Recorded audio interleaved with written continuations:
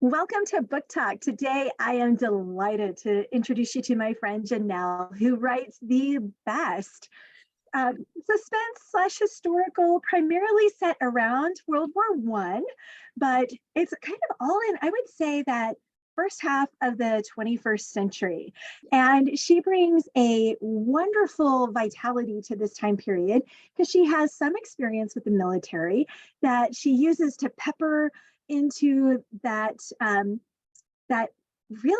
she just brings the war to life in a way that a lot of authors attempt to, but she does it just with a genuineness and a detail oriented that just makes it feel like you have climbed in with Captain America and you are ready to go. So J'Nell, would you like to introduce yourself? How can I after that introduction? That's fabulous. So my name is J'Nell Ciesielski, and I am a historical romance author that also has a lot of action and adventure mixed into it.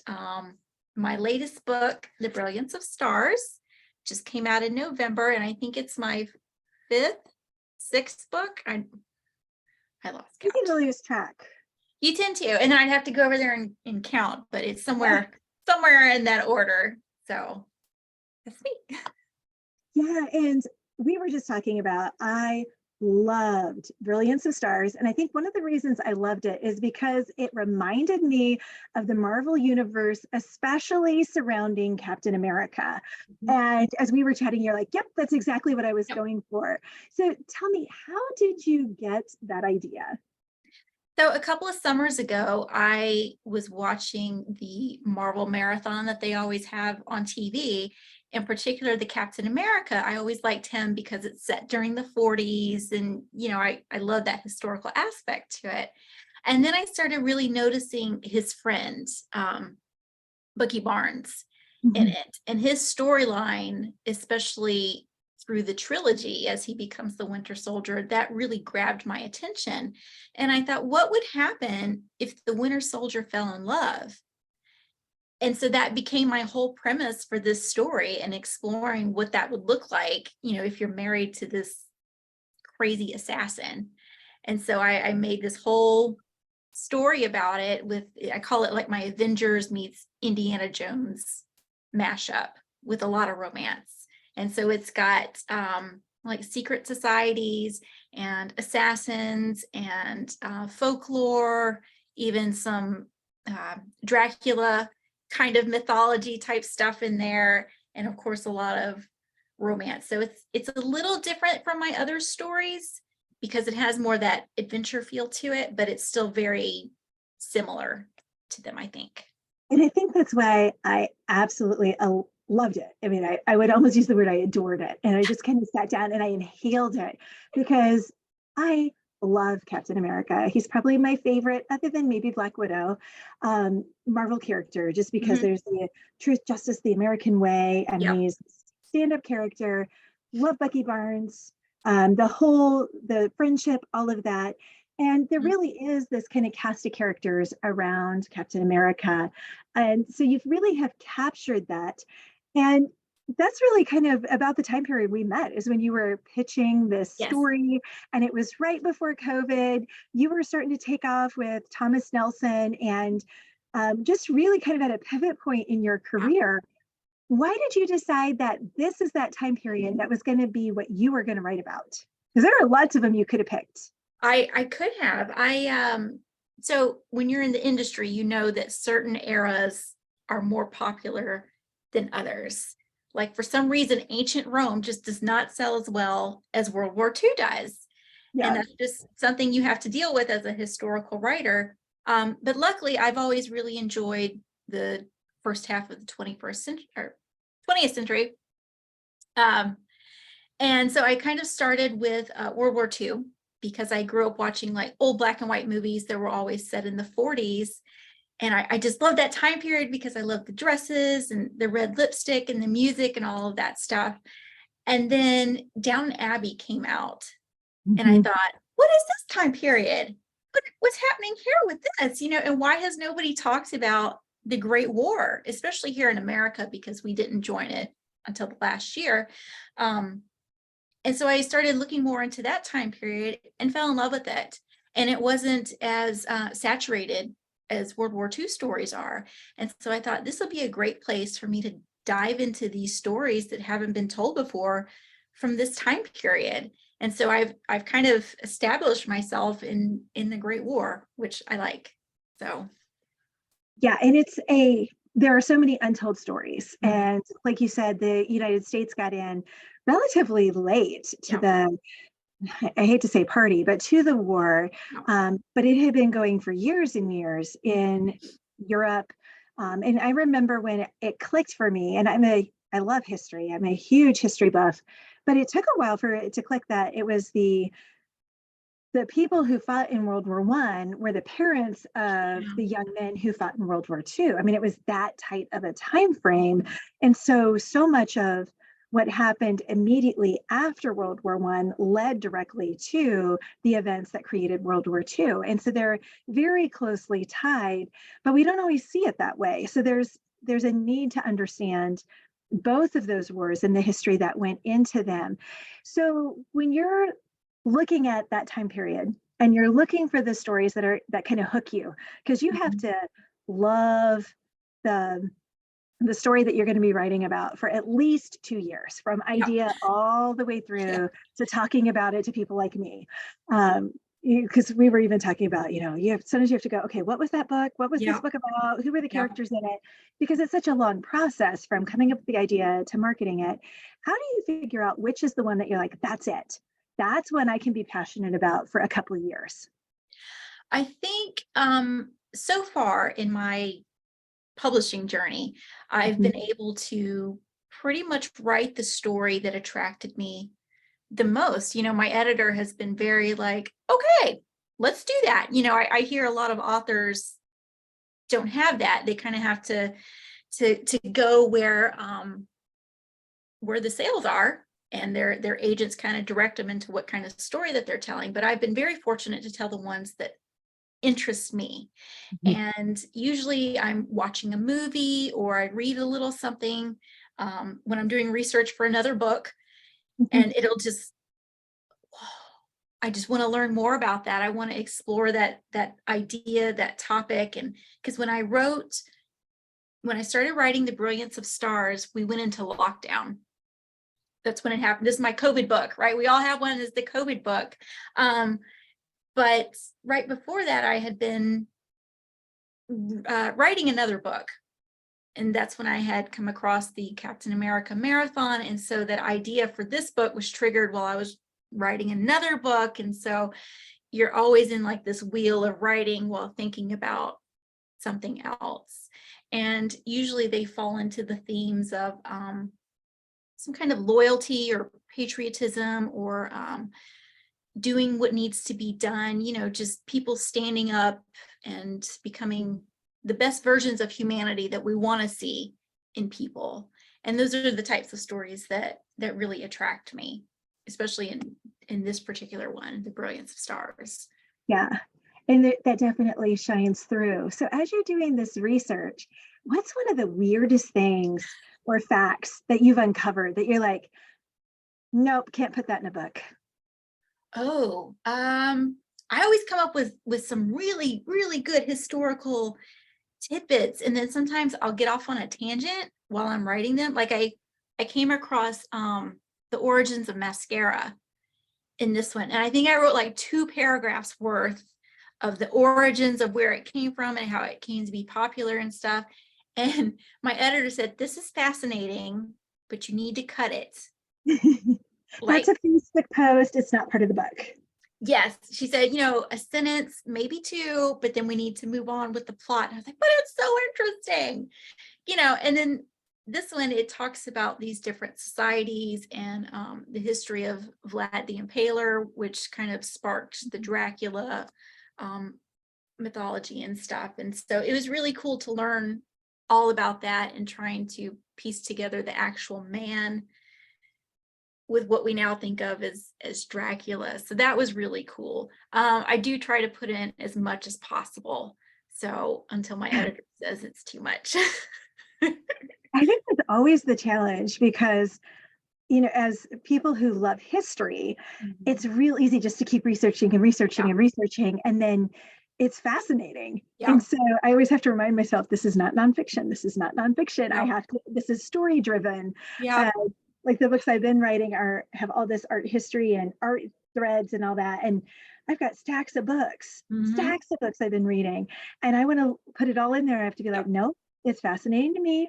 I have to pull back to what's going to keep a reader interested, and dribble in just enough so they know I've done my research, Yeah. but not enough so they feel like, okay, I just dropped into a college class. Right. Oh, then you just put it into the author notes. Exactly. And if you're interested, go Right. here. Here's my entire thesis about artwork. Exactly. Or, here's the Pinterest board with all my research books that you Yes, can, jump Pinterest. off to. I am all about Exactly. Pinterest boards. I love Yeah. them. Well, and my daughter went on a study abroad where they went to Romania, and it was all about Dracula. And she came back talking about all the myth and the reality about Vlad the Impaler and what was real and what wasn't, and the fiction versus the fact on. So you two could have quite the conversation. I know. So here's a funny story. So Bucky Barnes was played by Sebastian Stan in the Mhm. movies. He's Romanian. So the reason that I have Transylvania and Vlad the Impaler was kind of an homage to him. Oh, that's So cool. yeah, so I never intended to put Romania and their history and all of that stuff into the book, but I thought, oh, won't it be fun if I kind of give a little nod to Sebastian Stan? And then it just blew up into this whole other thing that It totally really took over. it took over the storyline. So there you go. That is so fun. So when you're writing, what does your day look like?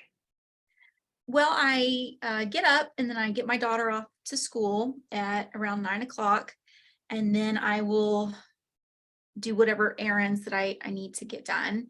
And then I write the rest of the day until about 3 or 3:30 when it's time for her to come home. So I get about a good 6 hours or so, which it sounds like, ooh, that's a lot of time.